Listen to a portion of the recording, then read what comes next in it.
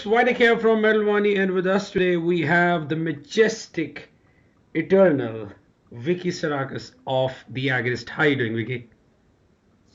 I'm great. Thank you for inviting me to your show. Good to hear that. Now, it's been like a year and a quarter since the previous album, I Have Providence, came out. Now, you guys are all set to unleash, another belter of an album. So, I just suddenly came to my thought, like, what actually triggered this quick action to immediately start writing? Um, well, we did a couple tours, after I Have Providence was released, and after the tours, we had a couple shows, like Heavy MTL. We played Heavy MTL last summer. Hmm. Then we did our last tour for I Have Providence, which was with Epica and Eluveti, and we all know what happened with Epica Yeah. canceling and all that. And after that tour, we had like this whole, time period that was free, and Hmm. we're like, why don't we, start writing new music? So we just started writing, and half a year later, we had like 14 songs ready, and it just kind of happened. So the creative juices were like flowing insanely from past year and a half. Yeah, I guess. I mean, the thing is, when you're spending so much time with the band, whether you're in the studio, like songwriting, or if you're on the road, touring, it's like the chemistry just gets better and better. And it's so easy. Like, there were songs that were just, I'd hear an instrumental, a brand new instrumental, and then like I'd have the vocals done in a day, sometimes. That's cool. So that's really good to hear. And I'm sure you and Danny have had a much in-depth songwriting and also lyrics on this album. You've been given a much better opportunity, I believe, this time as compared to I Have Providence. So here I hear Vicky Psarakis in its entirety. I mean, a complete command being given to you. So I'm sure that must have been a great feeling to actually get the sort of room in order to write lyrics and be part of this entire cycle. Yeah, I mean, I did the same for I Have Providence. Hmm. A lot of the lyrics are mine. Uh, Almost all the vocal melodies are mine, but I Have Providence was different because it was the first album with the band. I was True. new to the band, and I was always, in the back of my head, I was thinking, what do our fans want to hear? And I was thinking more of pleasing other people rather than, pleasing Pleasing yourself. myself. Hmm. Yeah.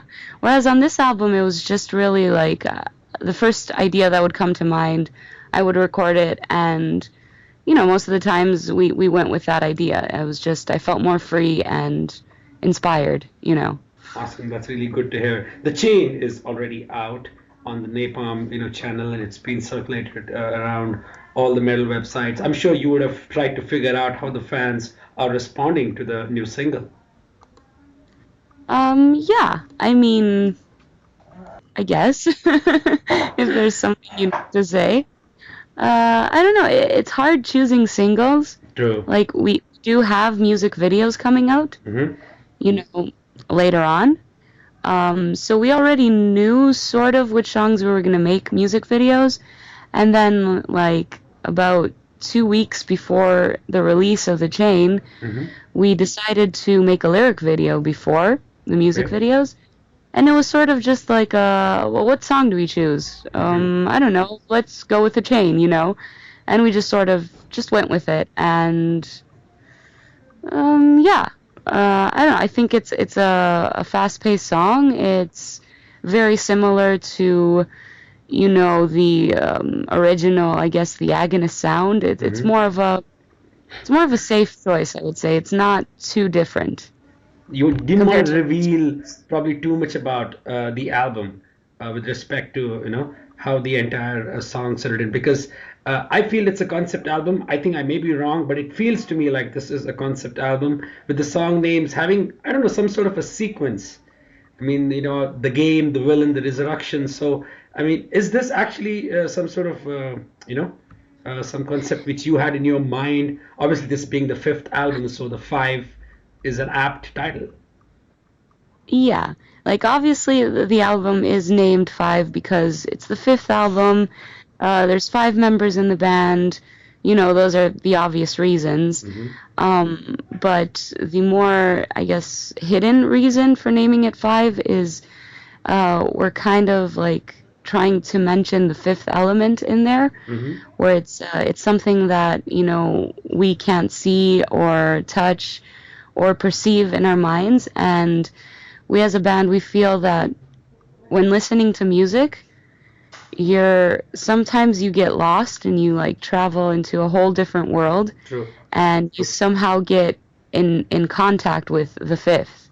So I think our goal was, you know, to be able to listen to this album and feel like you're escaping into a different world, you know.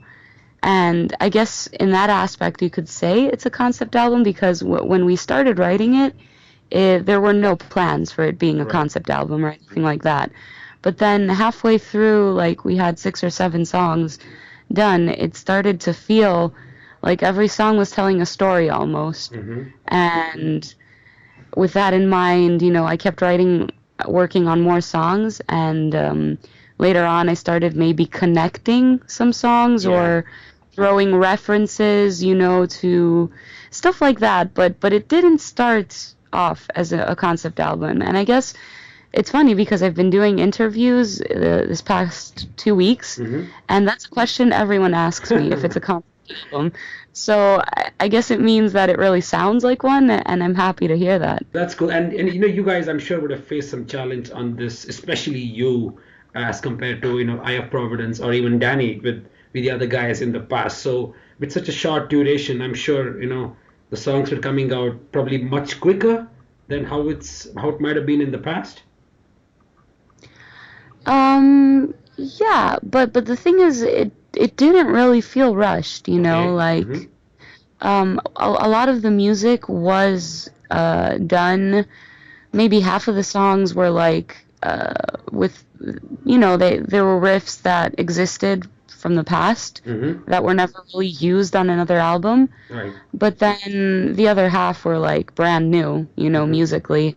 And vocally, I was just writing on the spot. I would get a new song from the guys, and I would, you know, write vocals over it. Yeah. And it really happened all so fast. I'd say it took maybe 3 months total to do all the lyrics and all the vocals.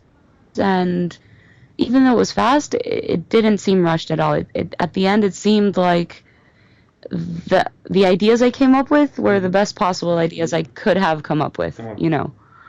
That's really good to hear. And since we are talking about your vocals, probably the major part of the new fans which the band have, you know, gained since past, you know, couple of years have been due to your perfect combination of this eternal, majestic, soft side of you and then your beast side being combined so well. I mean, I love the way you do it on The Moment. I love the way you do it on The Anchor of the Sail. So it's well, I mean, I don't want to say polished, but it's so well fused with the riffs which, you know, Danny and the other guys have written. So I'm sure the band is well aware how to utilize you, and you are well aware how to put yourself through both these phases of Vicky Psarakis. Well, thank you. Thank you very much for the compliment. I mean, it means a great deal that, you know,